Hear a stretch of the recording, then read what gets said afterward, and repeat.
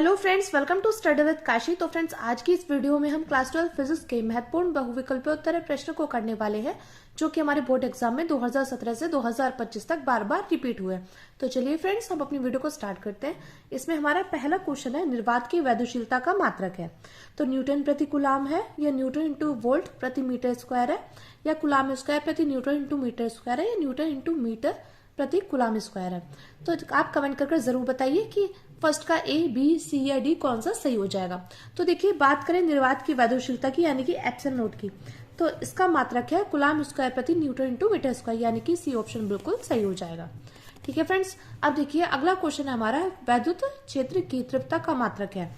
तो देखिए, अगर आपको वैद्युत क्षेत्र की तीव्रता का मात्रक नहीं पता और आपको सूत्र पता है, वैद्युत क्षेत्र की तीव्रता का सूत्र क्या होता है, E = F/Q, जहां पर F क्या है, F बल है, बल का मात्रक क्या होता है, न्यूटन। और बात करें आवेश की, आवेश का मात्रक होता है कूलाम, यानी कि इसका जो मात्रक हो जाएगा वो हो जाएगा न्यूटन प्रति कूलाम। तो देखते हैं कौन सा ऑप्शन सही है। तो देखिए, न्यूटन प्रति कूलाम बिल्कुल, यानी कि डी ऑप्शन बिल्कुल सही हो जाएगा। अब देखिए अगला क्वेश्चन हमारा, वैद्युत फ्लक्स का मात्रक है। तो हमें इसमें बताना है कि वैद्युत फ्लक्स का मात्रक क्या है। वेबर है, वोल्ट प्रति मीटर है, या वोल्ट इंटू मीटर है, या न्यूटन प्रति कूलाम है। तो देखिए, बात करें वैद्युत फ्लक्स के मात्रक की, तो वैद्युत फ्लक्स का मात्रक है वोल्ट इंटू मीटर, यानी कि सी ऑप्शन बिल्कुल सही हो जाएगा।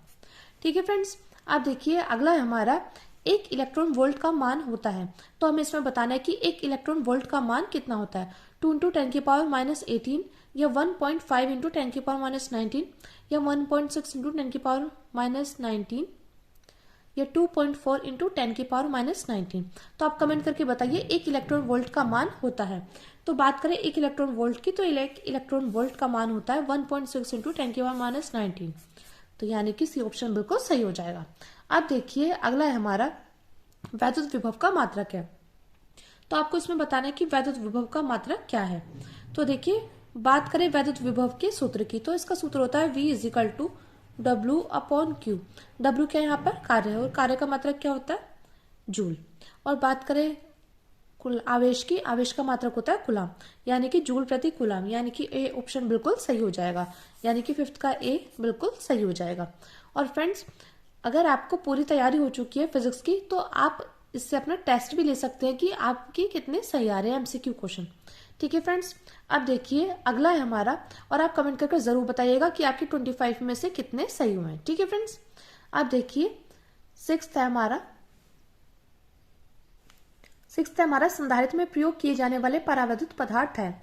तो मोम है, कागज है, अभ्रक है, ये सभी। तो संधारित्र में प्रयोग किए जाने वाला परावैद्युत पदार्थ क्या है, मोम, कागज, अभ्रक या ये सभी। तो आ जाएगा ये सभी, यानी कि डी ऑप्शन बिल्कुल सही हो जाएगा। अब देखिए 7वां क्वेश्चन है हमारा, विशिष्ट प्रतिरोध का मात्रक है। तो हमें इसमें बताना है कि विशिष्ट प्रतिरोध का मात्रक है ओम इंटू मीटर, या ओम इंटू मीटर स्क्वायर, या ओम प्रति मीटर स्क्वायर, या एम्पियर। तो बात करें विशिष्ट प्रतिरोध की, तो विशिष्ट प्रतिरोध का मात्रक होता है ओम इंटू मीटर, यानी कि ए ऑप्शन बिल्कुल सही हो जाएगा। अब देखिए अगला क्वेश्चन है हमारा 8, एक तार की लंबाई खींचकर दोगुनी कर दी जाए तो नया प्रतिरोध होगा। देखिए फ्रेंड्स, इस क्वेश्चन पर आप स्टार लगा लीजिएगा क्योंकि ये बहुत बार पूछा गया है। तो इसमें हमसे बोला गया कि एक तार की लंबाई खींचकर दोगुनी कर दी जाए तो नया प्रतिरोध होगा। तो देखिए, इसको निकालने के लिए हमारा सूत्र होता है R' = N² × पुराना प्रतिरोध। ठीक है फ्रेंड्स, ये हमारा सूत्र होता है, एक तार की लंबाई खींचकर दोगुनी कर दी जाए तो नया प्रतिरोध निकालने का हमारा सूत्र है R' = N² × पुराना प्रतिरोध। तो यहाँ पर देखिए R' कितनी कर दी जाए, दोगुनी, यानी कि N = 2 स्क्वायर इंटू पुराना प्रतिरोध यानी कि R, तो यानी कि हो जाएगा 4R। तो R' बराबर कितना आ जाएगा, 4R के, यानी कि कौन सा ऑप्शन बिल्कुल सही हो जाएगा, R/2 4R, यानी कि 8 का C बिल्कुल सही हो जाएगा। अब देखिए अगला क्वेश्चन है हमारा 9, किलोवाट घंटा किसका मात्रक है। तो वैद्युत ऊर्जा का मात्रक है, प्रतिरोध का मात्रक है, धारा घनत्व का मात्रक है, या प्रतिरोधकता का मात्रक है। तो बात करें किलोवाट घंटा की, तो किसका मात्रक है, वैद्युत ऊर्जा का, प्रतिरोध का, धारा घनत्व का, या प्रतिरोधकता का। तो देखिए किलोवाट घंटा किसका मात्रक है, तो ये मात्रक है वैद्युत ऊर्जा का, यानी कि ए ऑप्शन बिल्कुल सही हो जाएगा। अब देखिए अगला क्वेश्चन है हमारा, किरचॉफ का प्रथम नियम आधारित है ऊर्जा संरक्षण पर, आवेश संरक्षण पर, द्रव्यमान संरक्षण पर, या इनमें से कोई नहीं। तो इस क्वेश्चन का आंसर आप कमेंट करके जरूर बताइएगा। किरचॉफ का प्रथम नियम आधारित है। तो बात करें किरचॉफ के प्रथम नियम की, तो ये आधारित है आवेश संरक्षण पर। और देखिए अगर बात करें द्वितीय नियम की, तो द्वितीय नियम आधारित होगा ऊर्जा संरक्षण पर। ये बात आपको ध्यान रखनी है क्योंकि ये क्वेश्चन हमसे बहुत बार पूछा गया है कि किरचॉफ का प्रथम नियम आधारित है, तो यह है आवेश संरक्षण पर आधारित। और देखिए बात करें द्वितीय नियम की, द्वितीय नियम है ऊर्जा संरक्षण पर आधारित। अब देखिए अगला क्वेश्चन है हमारा, चुंबकीय क्षेत्र का मात्रक है। तो हमें इसमें बताना है कि चुंबकीय क्षेत्र का मात्रक क्या है, वेबर प्रति मीटर या वेबर प्रति मीटर स्क्वायर या वेबर इंटू मीटर। तो आपको कमेंट करके बताना है कि चुंबकीय क्षेत्र का मात्रक क्या है। तो देखिए बात करें चुंबकीय क्षेत्र के मात्रक की, तो चुंबकीय क्षेत्र का मात्रक हो जाएगा वेबर प्रति मीटर स्क्वायर, यानी कि बी ऑप्शन बिल्कुल सही हो जाएगा। अब देखिए अगला क्वेश्चन है हमारा, अगला क्वेश्चन है चुंबकीय क्षेत्र बी से समांतर चाल V से गतिशील आवेश Q पर चुंबकीय क्षेत्र के कारण लगने वाला बल होगा। तो क्या होगा, QVB या QB अपॉन M या M अपॉन QB या शून्य। तो आपको बताना है कि चुंबकीय क्षेत्र B से समांतर चाल V से गतिशील आवेश Q पर चुंबकीय क्षेत्र के कारण लगने वाला बल होगा, तो ये बल होगा शून्य, यानी कि डी ऑप्शन बिल्कुल सही हो जाएगा। अब देखिए अगला क्वेश्चन है हमारा, किसी एक समान चुंबकीय क्षेत्र में एक इलेक्ट्रॉन क्षेत्र के लंबवत प्रवेश करता है। इलेक्ट्रॉन का पथ होगा प्रबल्याकार होगा, दीर्घवृत्ताकार होगा, सरल रेखीय होगा या वृत्ताकार होगा, यानी कि 13 का A, B, C या D कौन सा सही हो जाएगा। तो आपको बताना है किसी एक समान चुंबकीय क्षेत्र में एक इलेक्ट्रॉन क्षेत्र के लंबवत प्रवेश करता है, तो इलेक्ट्रॉन का पथ होगा। तो बात करें इलेक्ट्रॉन के पथ की, तो ये होगा वृत्ताकार, यानी कि 13 का D बिल्कुल सही हो जाएगा। अब देखिए अगला क्वेश्चन हमारा, चुंबकीय फ्लक्स घनत्व का मात्रक है, टेस्ला है, वेबर प्रति मीटर है या न्यूटन प्रति एम्पेयर है या ये सभी। तो आपको बताना होगा कि चुंबकीय फ्लक्स घनत्व का मात्रक क्या है, टेस्ला है, वेबर प्रति मीटर है या न्यूटन प्रति एम्पेयर है या ये सभी है। तो देखिए बात करें चुंबकीय फ्लक्स घनत्व के मात्रक की, तो इसका राइट आंसर हो जाएगा टेस्ला भी, वेबर प्रति मीटर भी, न्यूटन प्रति एम्पेयर भी और ये यानी कि ये सभी।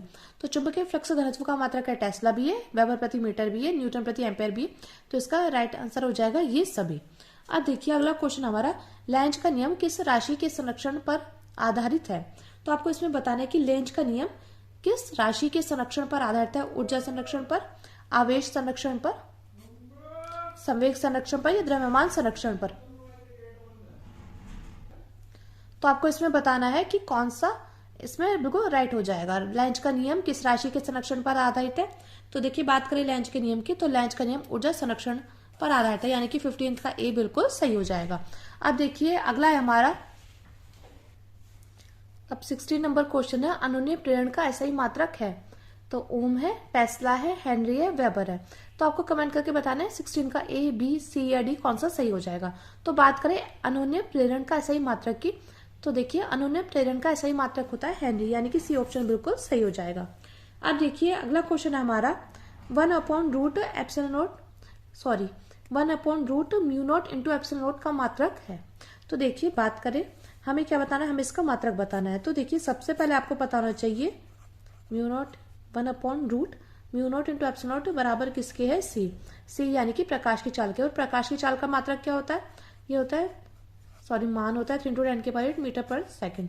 तो देखिए हमसे क्या पूछा गया, हमसे पूछा गया मात्रक, तो यानी कि इसका मात्रक हो जाएगा मीटर प्रति सेकंड। तो देखिए कहां पर है मीटर प्रति सेकंड, 17 का ए, बी, सी या डी कौन सा सही हो जाएगा। तो 17 का डी बिल्कुल सही हो जाएगा। अब देखिए अगला है हमारा, सबसे अधिक आवर्ती की विद्युत चुंबकीय तरंगे हैं। तो कौन सा सही हो जाएगा हमारा, पराबैंगनी तरंगे, गामा तरंगे, दृश्य तरंगे, रेडियो तरंगे। तो आपको बताना होगा कि सबसे अधिक आवर्ती की विद्युत चुंबकीय तरंगे हैं, पराबैंगनी तरंगे है, गामा तरंगे है, दृश्य तरंगे है, रेडियो तरंगे है। तो आपको बताना है 18 का ए, बी, सी या डी कौन सा सही हो जाएगा। तो देखिए बात करें हो जाएगा सबसे अधिक आवर्ती की विद्युत चुंबकीय तरंगे, तो ये है बी यानी कि गामा तरंगे। अब देखिए अगला है हमारा, अब देखिए यहाँ पर आपको क्या दिख रहा है, यहाँ पर आपको दिखाई दे रहा है कि यही हमारा ये और ये बिल्कुल सेम है। तो देखिए ये कुछ इस प्रकार ही लिखा है, ये लिखा है μ0 इंटू एप्सिलॉन नॉट की पावर -1/2। तो देखिए ये आप चाहे तो इस प्रकार भी लिख सकते हैं, μ0 into epsilon not is equal to किसके बराबर है, सी के।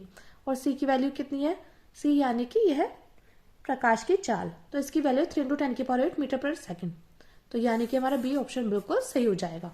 अब देखिए अगला क्वेश्चन हमारा, किस विकिरण की तरंगदैर्घ्य न्यूनतम होती है। तो एक्स किरणें की, बीटा किरणें की, गामा किरणें की या नन ऑफ दिस। तो हमें इसमें बताना होगा कि किस विकिरण की तरंगदैर्घ्य न्यूनतम होती है। तो किसकी होती है, तो आप कमेंट करके बताइए कि किसकी होती है, एक्स किरणों की होती है, बीटा किरणों की होती है, गामा किरणों की होती है, नन ऑफ दिस। तो देखिए बात करें किस विकिरण की तरंगदैर्घ्य न्यूनतम होती है, तो ये होती है गामा किरणों की। ठीक है फ्रेंड्स, अब देखिए अगला क्वेश्चन है हमारा। अगला क्वेश्चन है कोई प्रकाश वायु से जल में प्रवेश करता है तो क्या अपरिवर्तित रहेगा? वेग रहेगा, आयाम रहेगा, तरंगदैर्घ्य रहेगा या आवर्ती?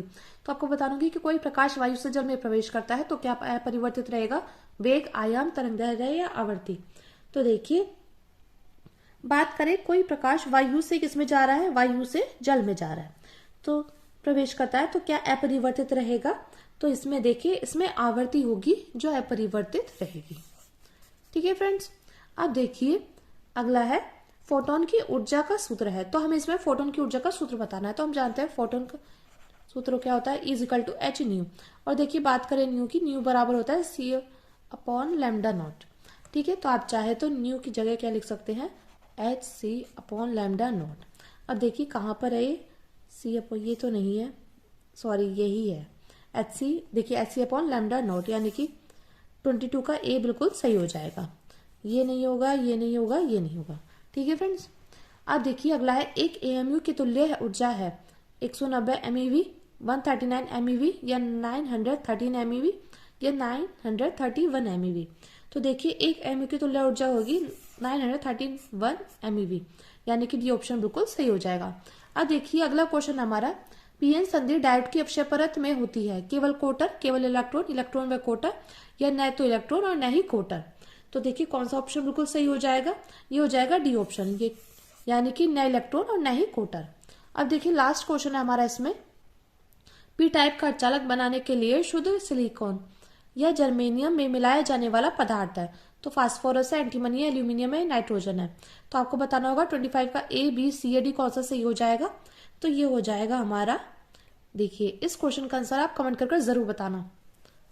तो यानी कि 25 क्वेश्चन का आंसर आप कमेंट करके बताएंगे 25 का ए बी सी या डी कौन सा सही हो जाएगा।